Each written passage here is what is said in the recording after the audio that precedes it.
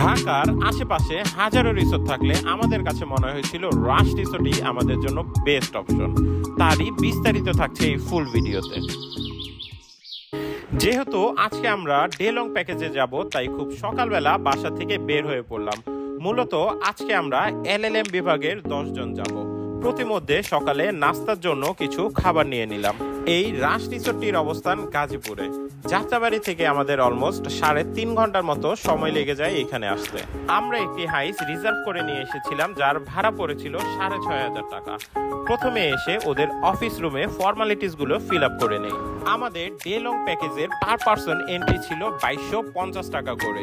এই 2250 টাকায় ওরা কি কি ফ্যাসিলিটিস গুলো প্রোভাইড করে তাই সম্পূর্ণ দেখাবো আপনাদের এই ভিডিওতে। প্রথমে ওরা আমাদের 10 জনের জন্য একটি প্রিমিয়াম বাংলো দিয়ে থাকে। এই বাংলোটিতে 2টি সুন্দর বেডরুম ছিল, যেখানে আপনারা ফ্রেশ হয়ে রেস্ট নিতে পারবেন। প্রথমে আমরা দেখছিলাম আমাদের বয়েজ গ্রুপের জন্য কোন রুমটি বেস্ট হবে। এর সাথে সুন্দর একটি ড্রয়িং রুমও ছিল, যেখানে বসে সবাই মিলে আড্ডা দেওয়া যায়। এরপর সবাই ফ্রেশ হয়ে ঘন্টাখানেক রেস্ট নেওয়ার পর আমরা রিসোর্ট ভিজিটে বের হয়ে পড়ি। ওদের এখানে নিজস্ব খেলার মাঠ, বিশাল বড় পুকুর যেখানে চাইলে আপনি মাছ ধরতে পারবেন, নিজস্ব রেস্টুরেন্ট, তাছাড়া দৃষ্টিনন্দিত অনেক ধরনের কটেজ।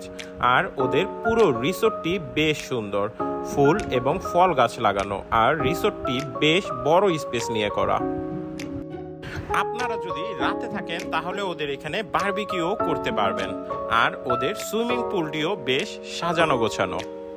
রিসোর্ট ঘোরাঘুরি শেষে আমরা সবাই মিলে ঘন্টাখানেক ক্রিকেট খেলে নেই, আর যেখানে সর্বোচ্চ স্কোর আমারই ছিল। খেলা শেষে সবাই চেঞ্জ হয়ে নিলাম সুইমিং পুলে যাওয়ার উদ্দেশ্যে। আনুমানিক দুপুর 1:30টার দিকে আমরা পুল এরিয়াতে চলে আসি, আর এই গরমে মূলত পুলেই শান্তি। যাই হোক, আমরা সবাই মিলে বেশ আনন্দ করলাম।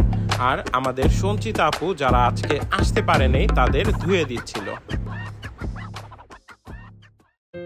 শাওয়ার শেষ করে সবাই আমরা খাওয়া দাওয়া করতে চলে আসলাম। খাবারে ছিল pulao, chicken roast, beef curry, fish fry, salad ও ভেজিটেবল। প্রত্যেকটি আইটেমে ছিল খুবই মজাদার। তবে ড্রাইভারের জন্য ওরা আলাদা 500 টাকা কষ্ট নিলেও তার খাবার নাকি যথেষ্ট বাজে ছিল। আর ডেজার্ট হিসেবে তারা ফিরনি দিয়েছিল। ঘন্টাখানিক রেস্ট নেওয়ার পর বিকেলবেলা সবাই পিকচার তুলতে বের হয়ে পড়লাম। এরপর সন্ধ্যাবেলা আবারও চলে যাই ওদের রেস্টুরেন্টে সন্ধ্যায় নাস্তা খাওয়ার জন্য। নাস্তা হিসেবে ওরা আলুর চপ, বেগুনি ও কলা প্রোভাইড করে। আর রং চা অথবা দুধ চা আপনি যেটাই খান ইচ্ছা মতো তৈরি করে নিতে হবে। এরপর আমরা সবাই মিলে কিছুক্ষণ ক্যারাম বোর্ড খেলি। আসলে গ্রুপ নিয়ে আসলে জায়গাটি আপনাদের কাছে বেশ ভালোই লাগবে।